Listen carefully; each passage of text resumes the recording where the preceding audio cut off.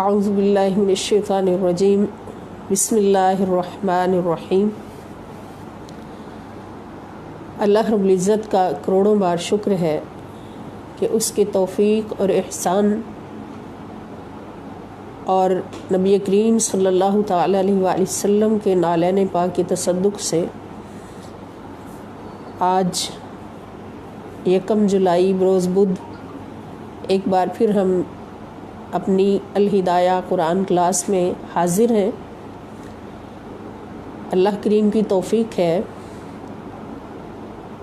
ایک وقفہ درمیان میں آیا کچھ مجبوریوں کے باعث۔ اللہ پاک سے دعا ہے کہ اللہ کریم ہمیں اس عمل پر، اس کاوش پر جس میں ہمارا دنیا اور آخرت دونوں کا فائدہ موجود ہے، اس پر ہمیں ہر لمحہ اور ہمیشہ کے لیے استقامت عطا فرمائے،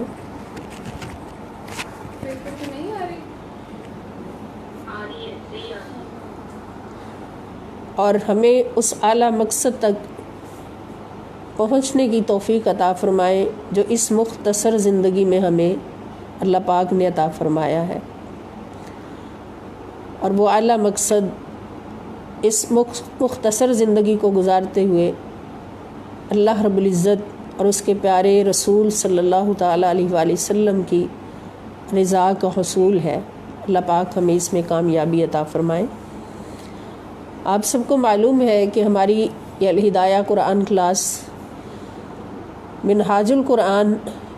ویمن لیگ انٹرنیشنل کے پلیٹ فارم سے جاری ہے، اور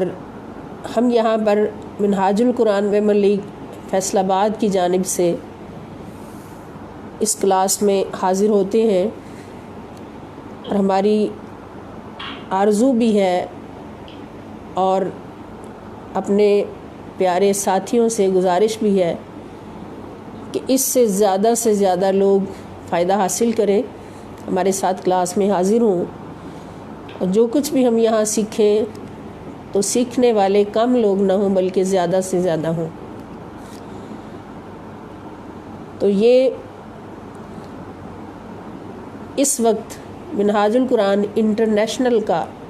خاصہ ہے کہ کرونا وائرس کی وجہ سے آئسولیشن کے اس کوارنٹائن ٹائم کو کسی اعلیٰ مصروفیت میں گزارنے کے اہتمام اعلیٰ پیمانے پر کیے گئے، اور مختلف جہتوں سے نوجوان نسل کو، پیاری بہنوں کو، بیٹیوں کو مصروف رکھنے کے لیے اور اعلیٰ مقصد کے حصول کے لیے بہت ساری کاوشیں جاری و ساری ہیں، اور انٹرنیشنل لیول پر جاری و ساری ہیں۔ اللہ پاک قبول فرمائے۔ یہ منہاج القرآن جو کہ حضور شیخ الاسلام پروفیسر ڈاکٹر محمد طاہر القادری مد ظلہ العالی کے زیر سایہ چلنے والی ایک لازوال اور رسول نما تحریک ہے، اور ہماری خوش قسمتی ہے کہ اس تحریک کے سپاہی اور مجاہد بن کر ہم خدمت دین متین کے لیے اللہ پاک کی بارگاہ میں حاضر ہوتے ہیں۔ اللہ پاک ہماری اس خدمت میں اور برکتیں عطا فرمائیں، اور ہماری زندگی کا ایک ایک لمحہ اللہ پاک اپنے اور اپنے پیارے حبیب صلی اللہ تعالی علیہ وسلم کی رضا سے منور فرمائیں۔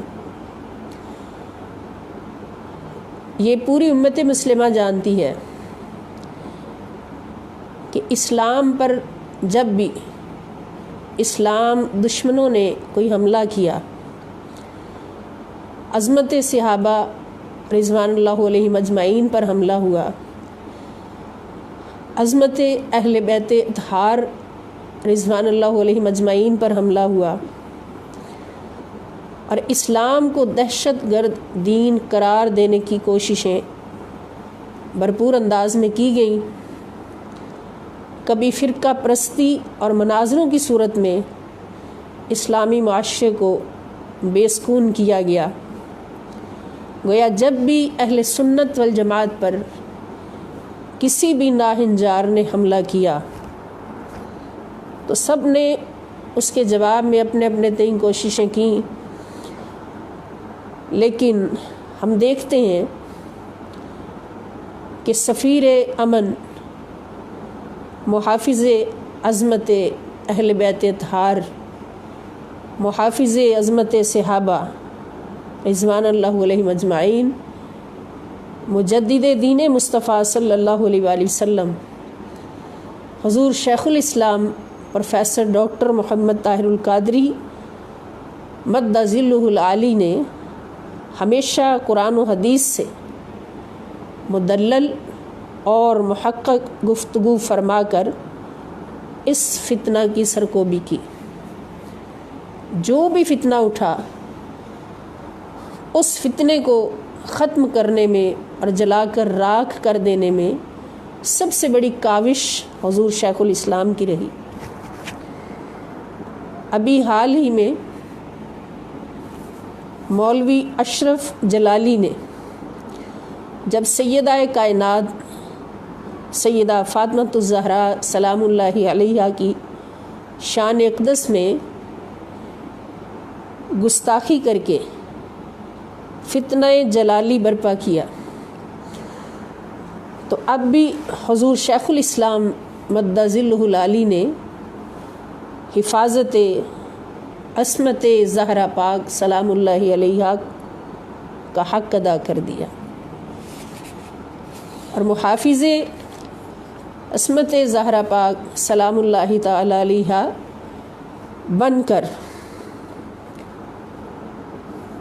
قرآن و حدیث کی روشنی میں اپنے فقط تین لیکچرز کے اندر شان زہرا سلام اللہ تعالی علیہا اس طرح کھول کر اور سجا کر دنیا کے سامنے رکھی کہ جس سے امت مسلمہ کی اکثریت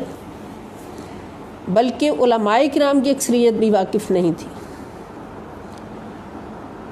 سیدہ کائنات سلام اللہ علیہا کی طہارت اور حفاظت اور عصمت کا مقام اس طرح سے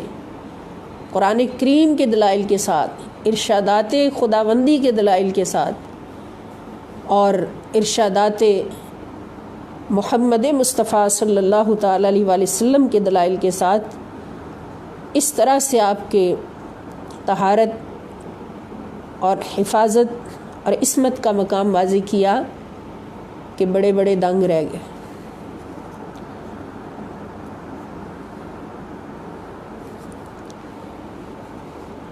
میرے ذہن میں بھی ایک سوال آیا، میں بیٹھی سوچ رہی تھی،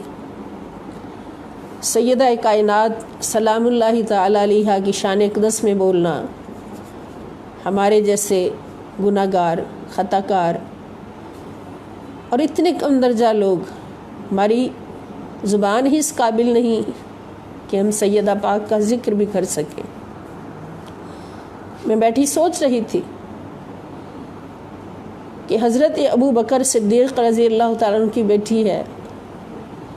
حضرت سیدہ عائشہ صدیقہ رضی اللہ تعالیٰ عنہ، ان پر منافقین ایک تہمت لگاتے ہیں، ان کی پاکی پر ایک داغ ڈالنے کی کوشش کرتے ہیں، تو ان کی عصمت کی حفاظت کے لیے، ان کی پاکی اور طہارت کی حفاظت کے لیے اللہ رب العزت پوری سورہ نور اتار دیتے ہیں، اور حضرت عائشہ صدیقہ رضی اللہ تعالیٰ عنہ کی برات کا جب اللہ پاک بیان فرماتے ہیں تو اللہ رب العزت خود فرماتے ہیں کہ جن منافقین نے عائشہ صدیقہ طیبہ مطہرہ رضی اللہ تعالی عنہا کی شان میں داغ ڈالنے کی کوشش کی ہے، ان کا تو بڑا عذاب ہے، ان کا تو میں نام لینا بھی گوارا نہیں کرتا، مگر ان مومنوں سے میں پوچھتا ہوں جو ایمان والے ہیں کہ انہوں نے جب اس خبر کو سنا تو کیوں نہ کہا کہ سبحانک ھذا بہتان عظیم انہوں نے اسی وقت میری طرف رخ موڑ کے کیوں نہیں کہا، یہ خبر سن کر خاموش کیوں رہے، میری طرف رخ موڑ کر یہ کیوں نہیں کہا کہ یا اللہ سبحانک تو تو پاک ہے، ھذا بہتان عظیم، یہ تو تیری ذات پر بہت بڑا بہتان ہے۔ اور یہ فرما کر اللہ پاک نے واضح کیا فرما دیا اپنی زبان سے اللہ رب العزت نے کہ جو میرے نبی کی بیوی ہے اس پر اگر کوئی تہمت لگتی ہے، اس کی ذات میں کوئی نقص نکالنا چاہتا ہے، وہ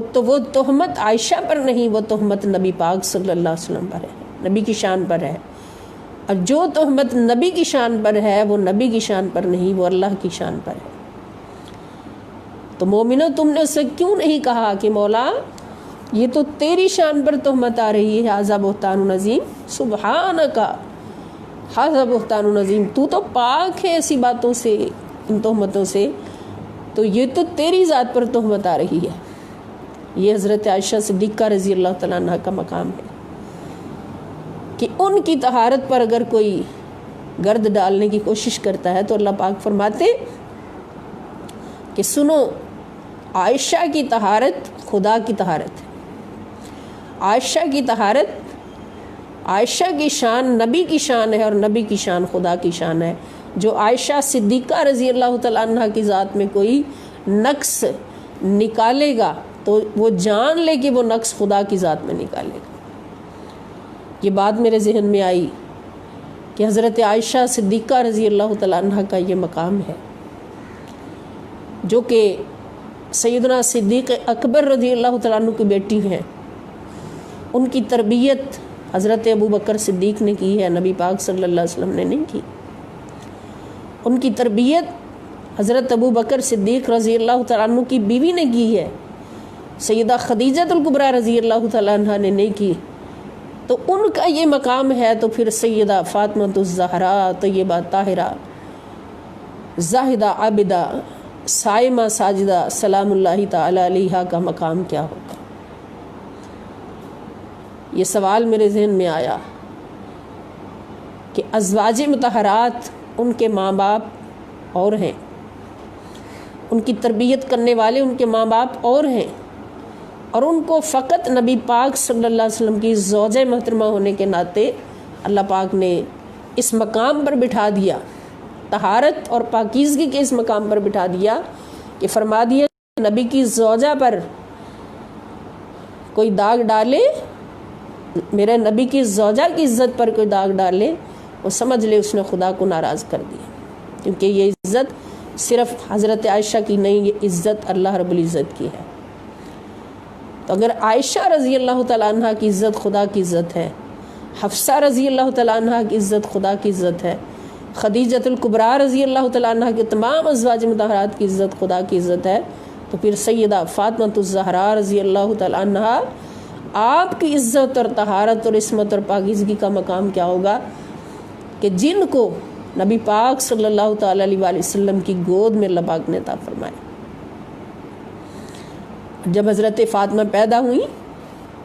تو ایک فرشتہ آیا اور اس نے حضور علیہ السلام کو فرمایا کہ اللہ پاک فرما رہے ہیں کہ ان کا نام فاطمہ رکھو، اس لیے کہ ان کو ہم نے ہمیشہ کے لیے پاک کر دیا،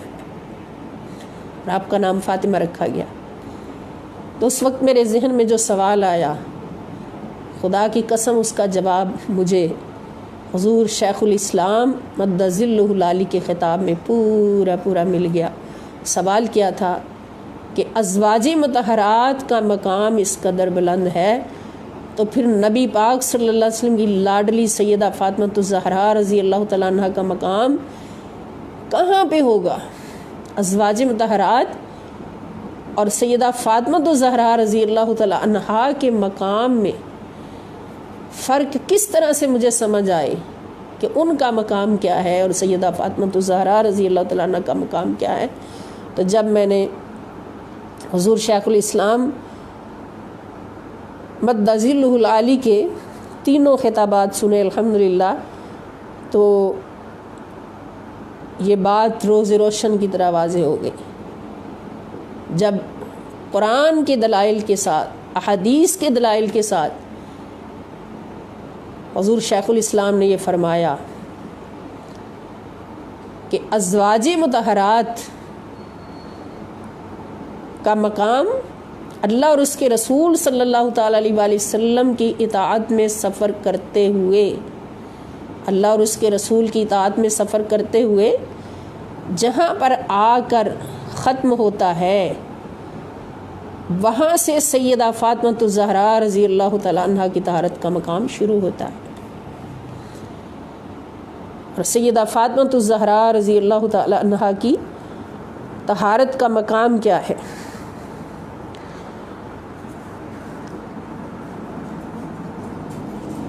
کہ حضرت فاطمہ الزہراء رضی اللہ تعالیٰ عنہ کی طہارت معصومیت مصطفیٰ صلی اللہ تعالیٰ علیہ وسلم کے کناروں کو چھوتی، یعنی سیدہ فاطمہ الزہراء رضی اللہ تعالیٰ عنہ کی طہارت کی حد کہاں پر ہے کہ آپ کی طہارت کی حد معصومیت مصطفیٰ، عصمت مصطفیٰ صلی اللہ تعالی وسلم کے کناروں تک پہنچ جاتی ہے، ان کو چھو لیتی ہے۔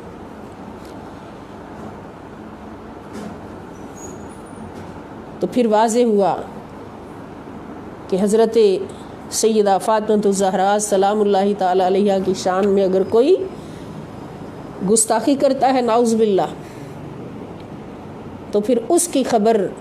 کس طرح سے لی جائے اور لی جائے گی؟ جس کی تربیت خود آقا دو جہاں صلی اللہ تعالی علیہ وآلہ وسلم نے کی ہو تو وہ کیا ہستی ہوگی، سبحان اللہ۔ جس کی تربیت خود آقا دو جہاں صلی اللہ علیہ وآلہ وسلم نے ہر لمحہ فرمائی ہو۔ حضرت عائشہ صدیقہ رضی اللہ تعالیٰ عنہ فرماتی ہیں کہ حضور صلی اللہ تعالیٰ علیہ وسلم کی تربیت میں پلنے والی سیدہ فاطمہ الزہراء رضی اللہ تعالیٰ عنہ نبی کریم صلی اللہ تعالیٰ علیہ وآلہ وسلم کے ساتھ، حضرت عائشہ فرماتی ہیں کہ نبی کریم صلی اللہ تعالیٰ علیہ وآلہ وسلم کے ساتھ قیام و قعود میں، اخلاق و شمائل میں، نشست و برخاست میں، عادات و اطوار میں، گفتار و رفتار میں اور لب و لہجہ میں حضرت فاطمہ الزہراء سلام اللہ تعالیٰ علیہا سے زیادہ مشابہ میں نے کسی کو نہیں دیکھا، سبحان اللہ۔ جس نے صورت مصطفیٰ صلی اللہ تعالیٰ علیہ وآلہ وسلم کو دیکھنا ہو وہ صورت فاطمہ کو دیکھ لے، جس نے رفتار مصطفیٰ صلی اللہ علیہ وسلم کو دیکھنا ہو تو رفتار فاطمہ کو دیکھ لے۔ حضرت عائشہ صدیقہ رضی اللہ تعالیٰ عنہ کا ہی فرمان ہے کہ جب حضرت فاطمہ الزہراء رضی اللہ تعالیٰ عنہ چلتی ہوئی آتی تو ایسے لگتا کہ جیسے نبی کریم صلی اللہ تعالی وسلم تشریف لا رہے، کہ ان کا چلنا بھی حضور جیسا، ان کا بولنا بھی حضور جیسا، ان کا سونا جاگنا بھی حضور جیسا، کھانا پینا بھی حضور جیسا۔ تو جس کی تربیت خود نبی کریم صلی اللہ تعالی وسلم نے فرمائی ہو تو پھر اس فاطمہ کا مقام کیا ہوگا۔ اور پھر حضور علیہ الصلوۃ والسلام نے یہاں تک فرمایا کہ فاطمہ تو بضعۃ منی، کہ فاطمہ میرے جسم کا ٹکڑا ہے۔ تو اس سے صاف واضح ہوتا ہے کہ اللہ رب العزت نے حضرت فاطمہ رضی اللہ تعالیٰ عنہ کا مقام کیا بنایا کہ حضور اپنی مرضی سے تو کچھ نہیں بولتے، وہی بولتے ہیں جو اللہ رب العزت کا حکم ہوتا ہے۔ یہ بھی وحی الہی ہے۔ جب حضور نے فرمایا کہ فاطمہ تو بضعۃ منی، کہ فاطمہ میرے جسم کا ٹکڑا ہے، تو جو عصمت نبی کریم صلی اللہ تعالی وسلم کی ہے، جو طہارت نبی کریم صلی اللہ تعالی علیہ وآلہ وسلم کی ہے، اور معصومیت میں جو مقام نبی کریم صلی اللہ تعالی علیہ وسلم کا ہے، تو حضرت فاطمہ کا اس میں سب سے بڑا حصہ ہے۔ اور جو سیدہ فاطمہ الزہراء رضی اللہ تعالی عنہ کی ذات پر گستاخانہ لفظ بولے تو وہ حضرت فاطمہ کی ذات پر نہیں ہے، خود رسول اللہ صلی اللہ تعالی علیہ وآلہ وسلم کی ذات پر ہے۔ اور جو رسول اللہ صلی اللہ علیہ وسلم کی ذات پر گستاخانہ جملہ بول دے تو پھر اس کا ایمان اسی لمحے ختم ہو جاتا ہے۔ استغفر اللہ معاذ اللہ۔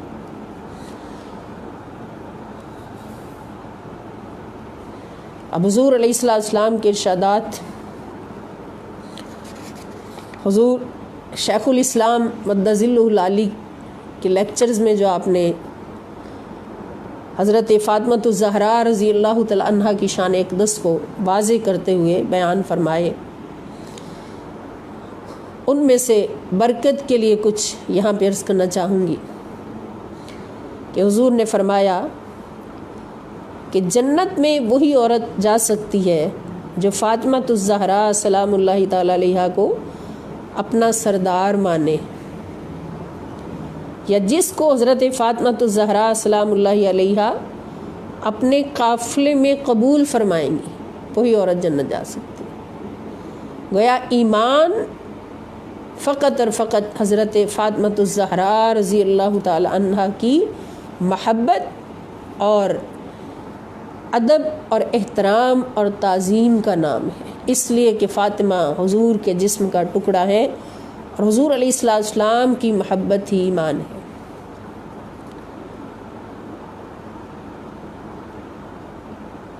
تو حضرت فاطمہ الزہرا رضی اللہ تعالیٰ عنہ کی یہ شان ہے کہ کائنات کی ساری عزتیں سیدہ کائنات کے قدموں پہ قربان۔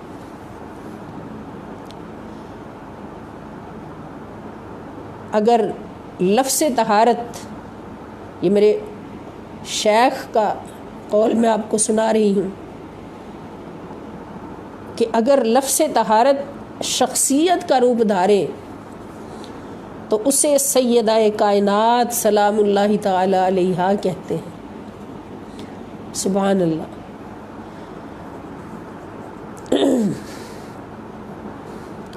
سیدہ کائنات سلام اللہ تعالی علیہا کی ذات اور کردار سے نسبت کے بغیر کوئی عورت اپنے کردار کی پختگی اور کمال کو نہیں پہنچ سکتی۔ حضرت سیدہ کائنات سلام اللہ تعالی علیہا کا مقام، نبی کریم صلی اللہ علیہ وسلم کا معمول تھا کہ جب سیدہ کائنات تشریف لاتی تو کھڑے ہو جاتے اور اپنی چادر مبارک بچھا دیتے۔ سبحان اللہ، سبحان اللہ۔ ان کی ذات پر نعوذ باللہ، کروڑ بار نعوذ باللہ، خطا کی تہمت لگائی جائے کہ جن کے لیے اللہ کا دین میں اٹھ کر کھڑا ہو جاتا ہے اور اپنی چادر مبارک ان کے لیے بچھا دیتا ہے۔ حیا اور پاکیزگی کی عظمت کا نام فاطمۃ الزہرا سلام اللہ علیہا ہے۔ ائمہ کرام لکھتے ہیں کہ سیدہ کائنات سلام اللہ تعالی علیہا کا جسم اطہر جنت کی حوروں کی مثل بنایا گیا، جس کی وجہ سے آپ کو زہرا کا لقب ملا۔ یہ طہارت اللہ کی عطا ہے، یا فاطمہ کو فاطمہ ہونے کے ناطے ملی ہے، یہ طہارت فاطمہ کو فاطمہ ہونے کے ناطے ملی ہے۔ جس نے فاطمہ سلام اللہ تعالی علیہا کو ناراض کیا، حضور فرماتے ہیں کہ اس نے مجھے ناراض کیا، اور جس نے مجھے ناراض کیا اس نے اللہ کو ناراض کیا۔ سیدہ کائنات سلام اللہ علیہا کا لقب بطول اس لیے ہے کیونکہ آپ وہ ہستی ہیں جو توجہ اللہ میں کامل تھی، اکمل تھی، اور دنیا کی ہر خواہش سے کٹ کر اللہ کی ہو کر رہ گئی۔ ساری ساری رات سجدے میں گزار دیتی، کھڑے ہو کر رکوع میں، سجود میں، تلاوت قرآن میں گزار دیتی، اور اتنی لمبی رات اللہ کی بارگاہ میں گزارنے کے بعد جب رات ختم ہو جاتی تو کیا فرماتی کہ مولا تیری رات اتنی چھوٹی ہو گئی ہے کہ ابھی فاطمہ کی تو عبادت بھی پوری نہیں ہوئی، رات ختم ہو گئی۔ حضور صلی اللہ تعالی علیہ وآلہ وسلم نے فرمایا کہ فاطمہ میری جان کا ٹکڑا ہے، اور میں ہرگز یہ گوارا نہیں کرتا کہ کوئی اس کو ذرا سی بھی تکلیف پہنچائے۔ تو سیدہ کائنات سلام اللہ تعالیٰ علیہا کی تکلیف کس کی تکلیف ہے؟ نبی کریم صلی اللہ تعالی وسلم کی تکلیف ہے، اور حضور کی تکلیف اللہ کی تکلیف۔ حضور صلی اللہ تعالی علیہ وآلہ وسلم نے فرمایا کہ فاطمہ سلام اللہ علیہا میری شاخ ہے، یہ مجھ سے جڑی ہوئی ہے، جو چیز اسے خشک کرتی ہے وہ چیز مجھے خشک کرتی۔ سیدہ کائنات سلام اللہ تعالی علیہا کا مقام قیامت تک کی بیان کرتے رہے، ان کی عظمتیں، ان کی طہارتیں قیامت تک بھی بیان کرتے رہے تو اس کا حق ادا نہیں ہو سکتا۔ ہم ان کی عظمتوں کو سمجھ ہی نہیں سکتے، ان کی ابتدا کو ہی نہیں سمجھ سکتے، تو انتہا تک جانا کس کا کام ہے، کس کی طاقت ہے؟ کیونکہ آپ مصطفیٰ صلی اللہ تعالیٰ علیہ وآلہ وسلم کے جسم کا ٹکڑا ہے، اور حضور کی عزت ہے، حضور کی عصمت ہے۔ اس لیے حضور نے فرمایا کہ جس نے فاطمہ کو خوش کیا اس نے مجھے خوش کیا، اور جس نے فاطمہ کو ناراض کیا اس نے مجھے ناراض کیا، اور جس نے مجھے ناراض کیا اس نے خدا کو ناراض کیا۔ تو اب جو کام اشرف جلالی صاحب نے کیا ہے، تو یہ تکلیف کس کو پہنچائی ہے؟ یہ پوری امت مسلمہ کے دلوں کو اس نے تکلیف پہنچائی ہے۔ مسلمان ہی نہیں، نبی کے عاشقوں میں غیر مسلم بھی موجود ہیں، وہ بھی تڑپ رہے ہیں اس تکلیف میں،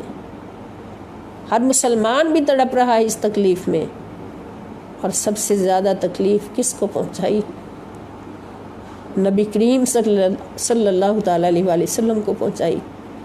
اس لیے کہ یہ تکلیف حضرت فاطمہ کی تکلیف ہے، اور حضرت فاطمہ رضی اللہ تعالیٰ عنہ کی تکلیف مصطفیٰ کی تکلیف ہے۔ اب حضور شیخ الاسلام نے 2 جملوں میں بہت ہی اعلیٰ اور عظیم جواب عطا فرما دیا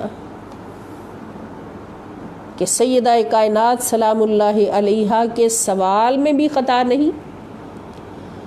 اور سیدنا صدیق اکبر رضی اللہ تعالی عنہ کے جواب میں بھی خطا نہیں۔ سیدہ کائنات سلام اللہ تعالی علیہا کا سوال بھی حق پر مبنی تھا، اور سیدنا صدیق اکبر رضی اللہ تعالی عنہ کا جواب بھی حق پر مبنی تھا۔ اس کے بعد کوئی اور کیا بیان کر سکتا ہے؟ سب سے گزارش ہے، بھرپور گزارش ہے کہ سارے مسلمان بہنیں اور بھائی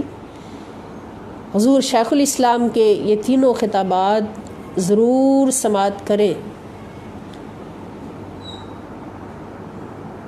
نیٹ پر موجود ہیں، جب چاہیں ان کو سماعت کریں اور نوٹ کریں اپنے پاس۔ اور سیدہ کائنات سلام اللہ تعالی علیہا کی شان اقدس میں حضور شیخ الاسلام پروفیسر ڈاکٹر محمد طاہر القادری کی کتب بھی موجود ہیں، جن میں انہوں نے قرآن کریم کے دلائل کے ساتھ اور احادیث مبارکہ کے دلائل کے ساتھ، سینکڑوں روایات کے ساتھ سیدہ کائنات سلام اللہ تعالی علیہا کی شان اقدس کو بیان کیا ہے، واضح کیا ہے، اور ہر گوشہ واضح کیا ہے، وہاں تک ہمیں پہنچایا ہے جہاں ہم پہنچنے کی طاقت بھی نہیں رکھتے۔ خود سے اگر پہنچنا چاہیں تو ان کتب کو ضرور اپنے گھر میں رکھیں اور ان کا مطالعہ کریں، اور انشاءاللہ ہم کوشش کریں گے کہ اپنی اس کلاس میں سب سے پہلے انہی کتب کو لائیں جو سیدہ کائنات سلام اللہ تعالی علیہا کی شان اقدس میں ہیں، حضور شیخ الاسلام نے لکھی ہیں، اور احادیث کا جو ہمارا سلسلہ ہے اس کو جاری رکھیں گے کہ روز ایک حدیث کم سے کم ضرور اس کلاس میں ہم پڑھیں گے اور اس پر عمل کریں گے انشاءاللہ۔ تو سب سے پہلے ہم وہی احادیث اس کلاس میں اپنے سلیبس میں شامل رکھیں گے کہ جو سیدہ کائنات سلام اللہ تعالیٰ علیہا کی شان اقدس میں ہیں، ان کی طہارت کی گواہی میں ہے، ان کی معصومیت کی گواہی میں ہے، اور اللہ اور اس کے رسول صلی اللہ تعالی وسلم کی بارگاہ اقدس میں ان کا جو مقام و مرتبہ ہے اس کی گواہی میں ہے۔ اللہ پاک ہمیں توفیق عطا فرمائے کہ ہم سیدہ کائنات سلام اللہ تعالیٰ علیہا کی کنیزائیں بن کر، ان کے در اقدس کی ادنا نوکرانیاں بن کر، چاہے وہ اپنے نوکروں کے نوکر ہمیں بنا لیں، نوکروں کے نوکروں کے نوکر ہمیں بنا لیں، بس ہمیں قبول فرما لیں، تو ان کی بارگاہ اقدس میں اللہ پاک ہمیں جگہ عطا فرمائیں۔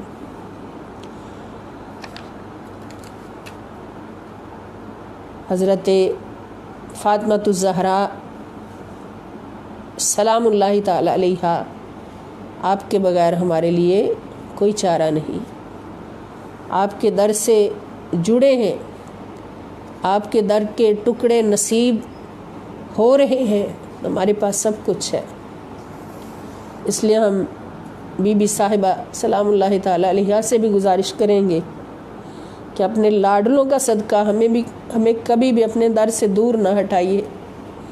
ہمیشہ اپنے در کے غلام بنا کر، اپنے در کے کتے بنا کر، اپنے در کے منگتے بنا کر اپنے قدموں سے جوڑے رکھیں۔ آمین ثم آمین۔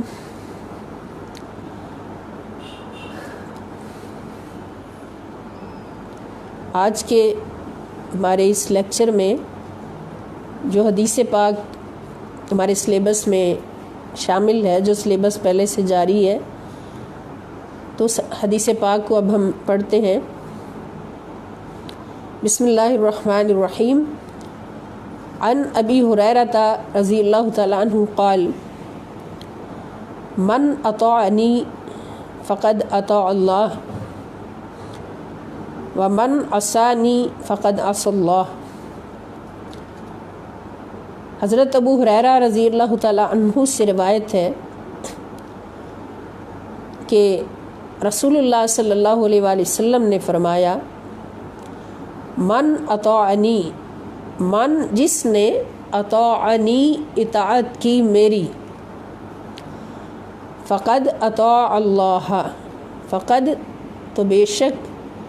اطاع اللہ اس نے اطاعت کی اللہ تعالی کی، ومن عصانی اور جس نے نافرمانی کی میری، عصا کی معنی عین صاد الف، عصا نافرمانی کرنا، نی میری، اور جس نے نافرمانی کی میری، فقد عصى اللہ تو بے شک اس نے نافرمانی کی اللہ تعالیٰ کی۔ اب اس حدیث پاک سے ہمیں کیا نالج ملتا ہے کہ رسول اللہ صلی اللہ تعالیٰ علیہ وآلہ وسلم کا فرمان ہے کہ جس نے میری اطاعت کی اس نے اللہ کی اطاعت کی، اور جس نے میری نافرمانی کی اس نے اللہ تعالیٰ کی نافرمانی کی۔ اللہ پاک قرآن کریم میں بار بار ارشاد فرماتے ہیں کہ اطیعوا اللہ و اطیعوا الرسول، کہ اطاعت کرو اللہ تعالیٰ کی اور اطاعت کرو رسول پاک صلی اللہ تعالیٰ علیہ وآلہ وسلم کی۔ اب اطاعت کا مطلب ہوتا ہے کہ جو حکم اوپر سے صادر ہو جائے، مل جائے غلام کو، تو اس حکم کی پوری پوری پابندی کرنا، فرما برداری کرنا، کہ اللہ پاک کی طرف سے جو حکم آ گیا تو اس کی پوری پوری اطاعت کرنا، اور رسول پاک صلی اللہ تعالی وسلم کی طرف سے جو حکم نافذ ہو گیا، جس عمل کے کرنے کی کا حکم آ گیا، فرض ہو گیا، اس کو پورا پورا ادا کرنا اللہ اور اس کے رسول صلی اللہ تعالی وسلم کی مرضی سے۔ تو یہاں پر جو بات ہمیں واضح ہو کر سامنے آ رہی ہے وہ کیا ہے کہ اللہ کی اطاعت کیا ہے۔ اللہ پاک فرماتے کہ اللہ کی اطاعت کرو، اللہ کی اطاعت کیا ہے، اور ساتھ ہی اللہ پاک فرماتے کہ اللہ کے رسول صلی اللہ علیہ وسلم کی بھی اطاعت کرو۔ تو اس حدیث پاک سے یہ واضح ہوا کہ اللہ کی اطاعت رسول پاک صلی اللہ علیہ وسلم کی اطاعت ایک ہی چیز ہے، یعنی جو اللہ کا حکم ہے وہی رسول اللہ صلی اللہ تعالی علیہ وسلم کا حکم ہے۔ تو رسول اللہ صلی اللہ تعالی علیہ وسلم جو تمہیں حکم کرتے ہیں تو اس کو مانو۔ جب تم رسول اللہ صلی اللہ تعالی علیہ وسلم کے حکم کو مانو گے تو وہ سمجھو کہ تم نے اللہ تعالیٰ کے حکم کو مانا ہے۔ اس سے میں معلوم کیا ہوا کہ اللہ تعالیٰ کا اور رسول پاک صلی اللہ تعالی علیہ وسلم کا در ایک ہی ہے، حکم بھی ایک ہے، در بھی ایک ہے، چاہت بھی ایک ہے۔ جو چاہت کرتا ہے رسول اللہ صلی اللہ علیہ وسلم کی وہ دراصل اللہ کی چاہت کرتا ہے، جو محبت کرتا ہے رسول اللہ صلی اللہ علیہ وسلم سے دراصل اللہ سے محبت کرتا ہے، جو مانگتا ہے رسول اللہ صلی اللہ علیہ وسلم سے وہ دراصل اللہ سے مانگتا ہے، کیونکہ رسول اللہ صلی اللہ علیہ وسلم اللہ کے بہت محبوب ہیں، پیارے ہیں، اور اس حد تک محبوب اور قریب اور پیارے ہیں کہ اللہ پاک فرما رہے ہیں کہ دیکھنے میں ہستیاں دو نظر آ رہی ہیں مگر در دونوں کا ایک ہی ہے۔ اس کی اطاعت میری اطاعت، اس کی نافرمانی میری نافرمانی، اس کی محبت میری محبت، اس سے دشمنی مجھ سے دشمنی۔ تو رسول اللہ صلی اللہ تعالی علیہ وسلم کا یہ مقام ہے اللہ کی بارگاہ میں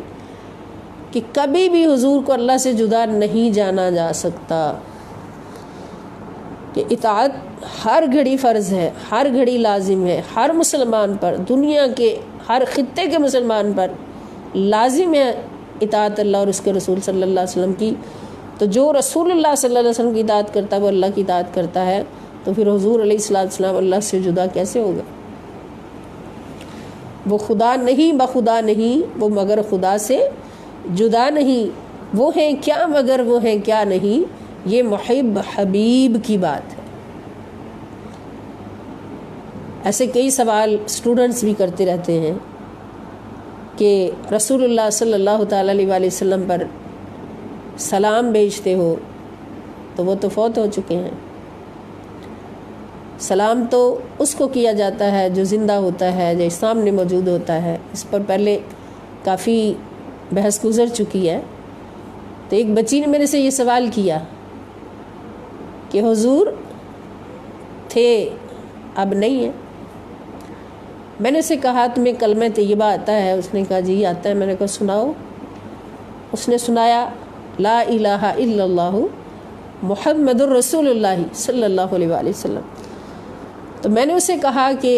اب اس کا ترجمہ بھی سناؤ۔ اس نے کہا، میں نے کہا لا الہ الا اللہ اس کا مطلب کیا ہے؟ وہ بولی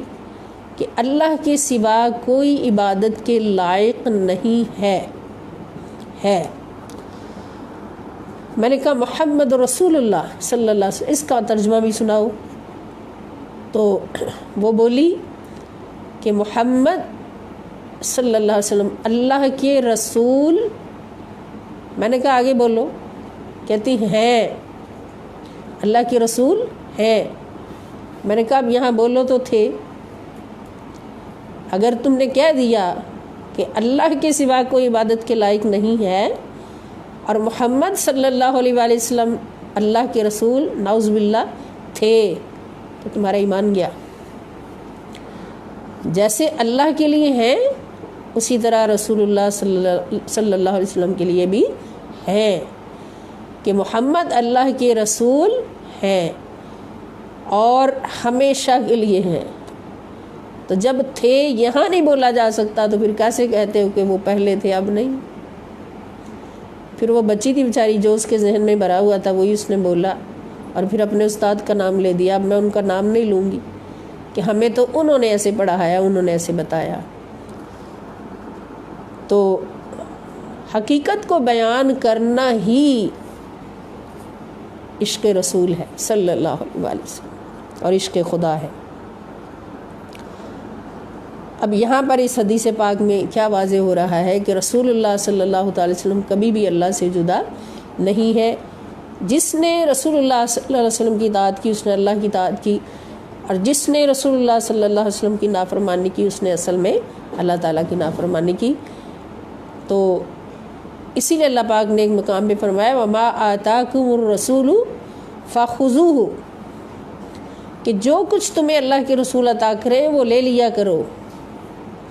وہ اصل میں اللہ کی بارگاہ سے مل رہا ہوتا ہے۔ وما نہاکم عنہ فانتہوا، اور جس سے وہ روک دے اسے رک جا۔ اس لیے کہ رسول اللہ صلی اللہ علیہ وآلہ وسلم کی زبان مبارک جو کچھ بولتی ہے وہ دراصل اللہ رب العزت ہی بولتے ہیں۔ سورہ نجم کی گواہی موجود ہے، وما ينطق عن الهوى ان هو الا وحی یوحی، کہ اللہ کے رسول صلی اللہ تعالیٰ علیہ وآلہ وسلم اپنی مرضی سے کچھ نہیں بولتے، جب بھی بولتے ہیں تو زبان مصطفیٰ کی ہوتی ہے، وہی خدا کی ہوتی ہے، چاہے وہ قرآن ہو، چاہے وہ حدیث ہو، چاہے حضور علیہ السلام کے معمول کی باتیں ہوں، جب بھی حضور بولتے ہیں تو قرآن کی گواہی موجود ہے کہ وما ينطق عن الهوى ان هو الا وحی یوحی۔ تو جب حضور نے یہ فرمایا کہ جس نے میری اطاعت کی اس نے اللہ کی اطاعت کی، اور جس نے میری نافرمانی کی اس نے اللہ کی نافرمانی کی، تو پھر یہ کس نے فرمایا؟ یہ اللہ رب العزت نے ہی فرمایا۔ تو اس حدیث پاک سے میں دو مضامین حاصل ہوئے۔ نمبر ایک، رسول اللہ صلی اللہ علیہ وآلہ وسلم کی اطاعت ہی اللہ کی اطاعت ہے۔ انہیں اللہ رب العزت کو تو کسی نے دیکھا بھی نہیں، سنا بھی نہیں، چھوا بھی نہیں، چکھا بھی نہیں، سونگا بھی نہیں، کسی حص سے بھی اللہ تعالیٰ کو محسوس نہیں کیا، تو پھر اطاعت رسول اللہ صلی اللہ علیہ وسلم کی اصل میں اللہ کی اطاعت ہے، اور حضور کی نافرمانی اللہ کی نافرمانی ہے۔ حکم بھی حضور دیتے ہیں، عمل کر کے بھی حضور دکھاتے ہیں، اور جو کچھ بھی ہمیں سکھایا ہے اطاعت کے ضمن میں وہ سب کچھ حضور علیہ السلام کے در سے ہی ملا ہے۔ اس لیے نچوڑ یہی کہ رسول کا در ہی خدا کا در ہے، بخدا خدا کا یہی ہے در۔ اعلیٰ حضرت فرما گئے کہ بخدا خدا کا یہی ہے در، نہیں اور کوئی مفر مقر، جو وہاں پہ ہو یہی آ کے ہو، جو یہاں نہیں وہ وہاں نہیں۔ اس لیے رسول اللہ صلی اللہ علیہ وسلم کے ہو جاؤ تو خدا خود ہی تمہیں اپنا بنا لے گا۔ قل ان کنتم تحبون اللہ فاتبعونی یحببکم اللہ ویغفر لکم ذنوبکم واللہ غفور الرحیم، کہ کی محمد سے وفا تو نے تو ہم تیرے ہیں، یہ جہاں چیز ہے کیا، لوح و قلم تیرے ہیں، جو کرنی ہے جہاں گیری محمد کی غلامی کر، عرب کا تاج سر پہ رکھ، خدا بندے عجم ہو جا۔ سبحان اللہ۔ تو سب کچھ حضور کا در ہے، سب کچھ حضور کا در ہے، اللہ کا در بھی حضور کا در ہے۔ اللہ پاک ہمیں سمجھنے اور اس پر پورا پورا عمل کرنے کی توفیق عطا فرمائے۔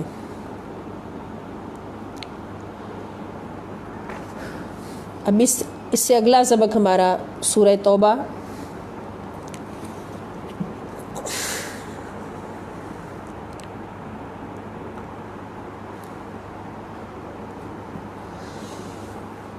سورہ توبہ کے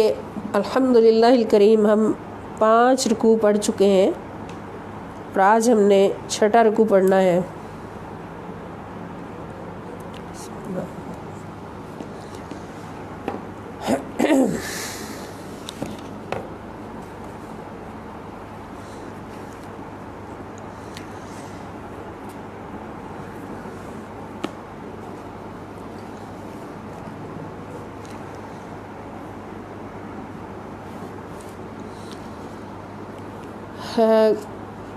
گزشتہ رکوع جو ہم نے پڑھا تھا اس میں اللہ پاک نے جہاد کی فرضیت کا حکم دیا، جہاد کو فرض فرمایا کہ جب بھی دشمن کی طرف سے خطرہ ہو تو پھر مسلمانوں پر جہاد فرض ہوگا، اور جس قسم کا حملہ اس طرف سے ہوگا اس کا جواب اسی طرح سے دینا ہوگا، اور اس کے اندر حرمت والے مہینوں کے اندر جنگ کرنے کو حرام بھی قرار دیا گیا۔ حرمت والے 4 مہینے رجب، ذی-قعدہ، ذی الحجہ اور محرم، 4 مہینوں میں جنگ کرنا بھی حرام قرار دے دیا گیا۔ اب کفار مکہ جو تھے ان کی عادت تھی قذاقی، رہزنی، ڈاکے مارنا، قتل و غارت کرنا، جنگیں لڑتے رہنا۔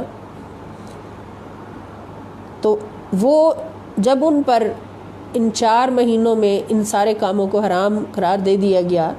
تو ان پر یہ گراں گزرا کہ اتنا ٹائم وہ فارغ بیٹھے رہے، تو انہوں نے اپنی مرضی سے مہینوں کو بدل کر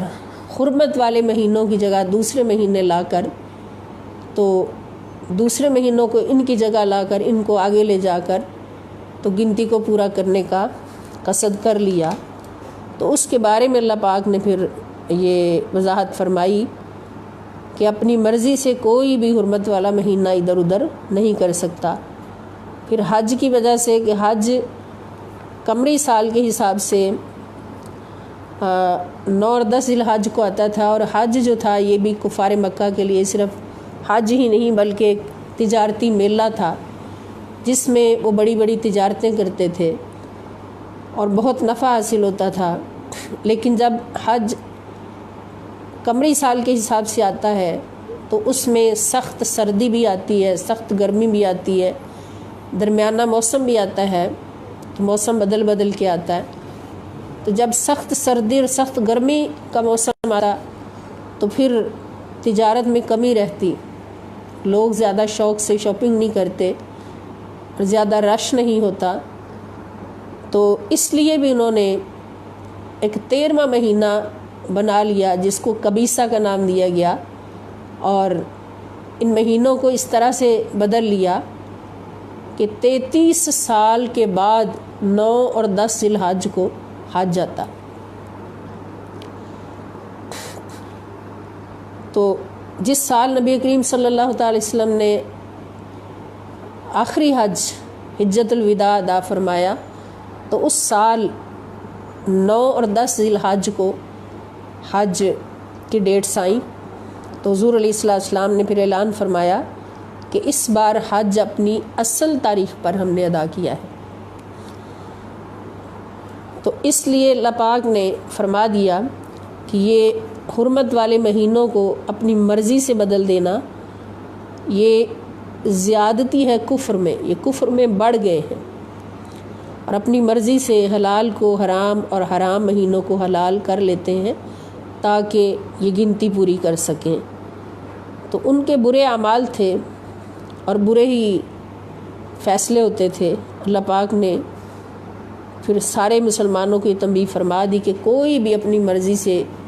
اسلام کی حرام کردہ چیز کو حلال نہیں قرار دے سکتا اور حلال کردہ چیز کو حرام نہیں قرار دے سکتا۔ یہ پچھلے رکوع میں تھا۔ اب اگلے رکوع کا سٹارٹ بھی جہاد پر زور دینے پر ہو رہا ہے۔ اللہ پاک ارشاد فرما رہے ہیں کہ بسم اللہ الرحمن الرحیم، یا ایھا الذین آمنوا، اے ایمان والو، ما لکم، کیا ہو گیا ہے تمہیں، اذا، جب، قیل لکم، قیلا کہا جاتا ہے قال اور قیلا، قال بھی فعل ماضی ہے قول سے جو فعل معروف ہے، یعنی اس نے کہا، اس کا مطلب ہے اس نے کہا، اور قیلا جب ہو جائے تو یہ فعل مجہول ماضی ہو جاتا ہے جس کا مطلب ہے کہ کہا گیا، وہ اس سے کہا گیا، قیل لہم، ان سے کہا گیا، قیل لکم، تم سے کہا گیا، انفرو، کہ تم سب نکلو، انفرو اس کا مطلب ہوتا ہے ایک جگہ سے نکل کر دوسری جگہ تیزی سے پہنچنا، کہ تیزی سے نکلو، فی سبیل اللہ، اللہ تعالیٰ کی راہ میں، یعنی جہاد کے لیے۔ جب تمہیں حکم دیا گیا کہ تم اللہ کی راہ میں تیزی سے نکلو، اسعقلتم، इलल अर्दी, तो बोझल होकर गिरने लगे। इस साकल तुम, तो तुम बोझल होकर गिरने लगे। इलल अर्दी,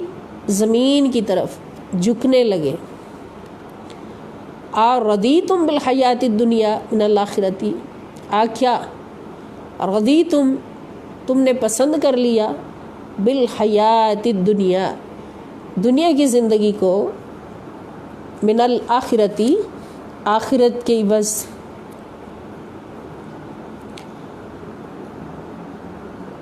फमा मताउल हयाती दुनिया फिल आखिरती इल्ला कलील,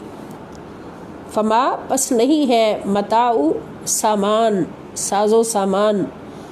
अल हयात दुनिया, दुनिया की ज़िंदगी का, फिल आखिरती, आखिरत में, इल्ला कलील, मगर बहुत थोड़ा। यानी दुनिया के साजो सामान का मकाम आखिरत में बहुत कम है, कलील, बहुत कम है।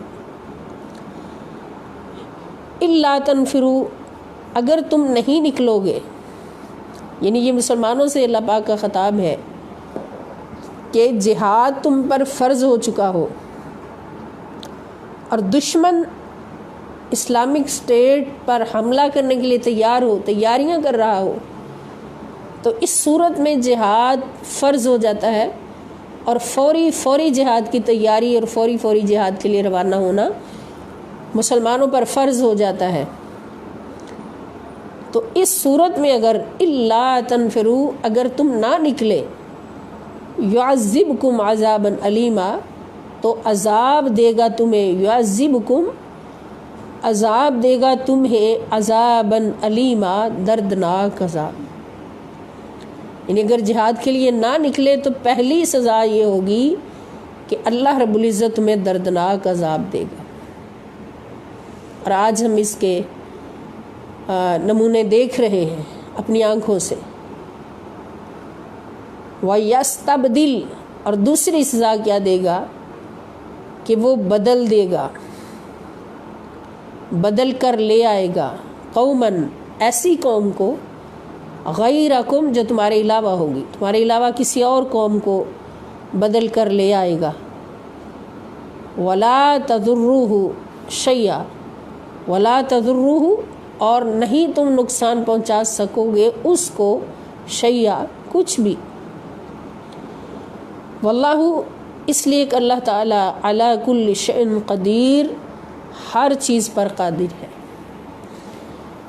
अल्लाह ताला हर चीज़ पर कादिर है। अगर वो चाहे तो इसी घड़ी, पलक झपकने की देर में तुम सबको ख़त्म करके, मिलियामेट करके, तुम्हारी जगह एक और कौम को पैदा करके खड़ा कर दे। और वो इतने जंगजू हों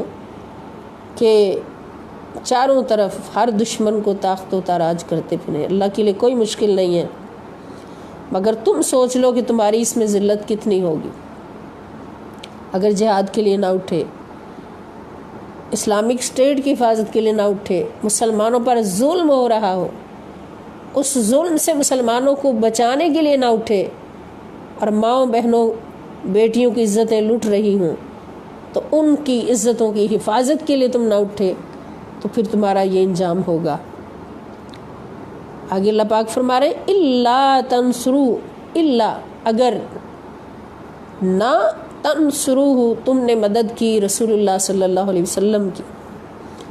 अगर तुमने अल्लाह की रसूल सल्लल्लाहु ताला अलैहि वसल्लम की मदद ना की, फ़क़द नसरहुल्लाह, तो बेशक मदद की है उनकी अल्लाह ताला ने पहले भी। मदद तो असल में अल्लाह की है, पहले भी उनकी मदद की है। इज़ अखरजहुल लज़ीन कफ़रू, इज़, जब, अखरजहु, निकाल दिया था आपको, अल्लज़ीना, उन लोगों ने, कफ़रू, जो काफिर थे, जब काफिरों ने उनको मक्का से निकाल दिया था और मदीना की तरफ हिजरत का हुक्म आ गया था, उस वक्त अल्लाह पाक ने उनकी मदद फरमाई। सानी यसनैनी इज़ हुमा फिल गार, सानी, आप दूसरे थे, इस नईनी, दो में दूसरे थे, इज़, जब, हुमा, वो दोनों, फिल गारी, गार में थे। جب وہ دونوں غار میں تھے. اور دونوں کون تھے؟ نبی کریم صلی اللہ تعالیٰ علیہ وآلہ وسلم اور حضرت سیدنا صدیق اکبر رضی اللہ تعالیٰ عنہ. اذ یقول لصاحبہ، اذ جب، یقول آپ فرما رہے تھے، لصاحبہ اپنے صاحب سے، اپنے رفیق سے، اپنے ساتھی سے، حضرت ابوبکر صدیق رضی اللہ تعالیٰ عنہ سے، کہ لا تحزن، نہ غمگین ہو آپ، ان اللہ، بے شک اللہ تعالیٰ، معنا، ہمارے ساتھ ہے، بے شک اللہ تعالیٰ ہمارے ساتھ ہے. فانزل اللہ، تو اتار دی اللہ پاک نے، سکینتہ، اپنی تسکین، علیہ، علی پر، ہی رسول اللہ صلی اللہ علیہ وسلم مراد، آپ پر اپنی تسکین اتار دی، نازل فرما دی. وَأَيَّدَهُ، اور آپ کی مدد فرمائی، بِجُنُودٍ، ایسے لشکر کے ساتھ، لم تروہا، جنہیں تم نے نہیں دیکھا. وجعل، اور بنا دیا، کر دیا، کلمۃ الذین کفروا السفلی، کلمہ بات، الذین، ان لوگوں کی، کفروا، جو کافر ہوئے، اور کافروں کی بات کو کر دیا، السفلی، سرنگوں، کافروں کی بات کو سرنگوں کر دیا، جھکا دیا، ذلیل کر دیا. وَكَلِمَةُ اللَّهِ هِيَ الْعُلْيَا، اور اللہ کی بات ہی ہمیشہ سربلند رہتی ہے. واللہ عزیز حکیم، اور اللہ تعالی غالب حکمت والا ہے. انفروا، تم سب نکلو، خفافاً، ہلکے ہو کر، وثقالاً، اور بوجھل ہو کر، جہاد کے لیے ضرور نکلو. وجاہدوا، اور جہاد کرو، باموالکم، اپنے مالوں کے ساتھ، وانفسکم، اور اپنی جانوں کے ساتھ، فی سبیل اللہ، اللہ کی راہ میں. ذالکم خیر لکم، یہ بہتر ہے تمہارے لیے. ان کنتم تعلمون، اگر تم اپنا نفع نقصان جانتے ہو. لو کانا، اگر ہوتا، عرضاً، قریباً، عرض کے معنی مال، قریباً، نزدیک، اگر مال نزدیک ہوتا، وسفراً قاصداً، اور سفر آسان ہوتا، لاتبعوک، لمز بر لا، یہ تاکید کے لیے ہے کہ ضرور بر ضرور، اتبعوک، وہ پیروی کرتے آپ کی، یعنی آپ کے ساتھ جہاد میں ضرور شامل ہوتے. ولیکن، اور لیکن، بعودت، بعودت بعید سے ہے، واحد مؤنث غائب کا صیغہ، کہ دور معلوم ہوتی ہے، علیہم، ان کو، الشقۃ، مسافت، مسافت ان کو دور معلوم ہوتی ہے، اس لیے وہ آپ کے ساتھ جانا نہیں چاہتے. اور یہ منافقین کی بات ہے. وَسَيَحْلِفُونَ بِاللَّهِ، اور ان قریب، یحلفون، قسمیں کھائیں گے وہ، باللہ، اللہ تعالیٰ کی، لو استطعنا، لو، اگر، استطعنا، ہم طاقت رکھتے، اگر ہمارے اندر طاقت ہوتی، استطاعت ہوتی، لخرجنا، تو ہم ضرور نکلتے، معکم، تمہارے ساتھ. یعنی یہ منافقین قسمیں کھا کھا کے کہیں گے کہ اگر ہماری طاقت ہوتی تو ہم ضرور آپ کے ساتھ جاتے جہاد میں. یہلکون انفسہم، وہ ہلاک کر رہے ہیں اپنی جانوں کو. واللہ یعلم انہم لکاذبون، واللہ، اور اللہ تعالیٰ، یعلم، خوب جانتا ہے، انہم، بے شک وہ، لکاذبون، ضرور جھوٹے ہیں، یقیناً وہ جھوٹے ہیں، منافقین. اب اس رکوع کے اندر جہاد کا پرزور حکم ہے کہ جب غزوہ طائف و حنین سے فارغ ہو کر مسلمان مدینہ طیبہ پہنچے تو شام سے یہ اطلاعیں آنے لگی کہ قیصر روم اپنے لشکر جرار کے ساتھ مدینہ پاک پر چڑھائی کرنے والا ہے، اور اس کے ساتھ غسان کا بادشاہ جو کہ نسلاً عرب تھا اور مذہباً عیسائی تھا، وہ بھی اس کے ساتھ ہے۔ تو حضور صلی اللہ علیہ وآلہ وسلم نے خود حکم دیا کہ اس کو حملہ کرنے سے پہلے، یعنی حملے کے لیے وہ آئے، اس سے پہلے ہم مکمل تیاری کے ساتھ اس کے ملک پر چڑھائی کریں گے۔ اور حضور علیہ السلام سے بڑھ کر اور حضور علیہ السلام کے صحابہ کرام سے بڑھ کر کون اتنا بہادر ہو سکتا ہے کہ 10,000 کی فوج لاکھوں پر غالب آ جائے۔ حضور نے یہ عزم فرما لیا کہ اس کے حملہ کرنے سے پہلے ہم اس کے ملک پر چڑھائی کریں گے۔ تو جہاد کی تیاریاں ہونے لگیں، حضور علیہ السلام نے جہاد کا حکم دے دیا۔ سخت گرمی کا موسم تھا، پکی ہوئی کھجوریں ان کے خوشے لٹک رہے تھے، اور موسم ایسا تھا کہ گھنے سائے میں بیٹھ کر کھجوریں کھائی جائیں اور ٹھنڈا ٹھنڈا پانی پیا جائے۔ لیکن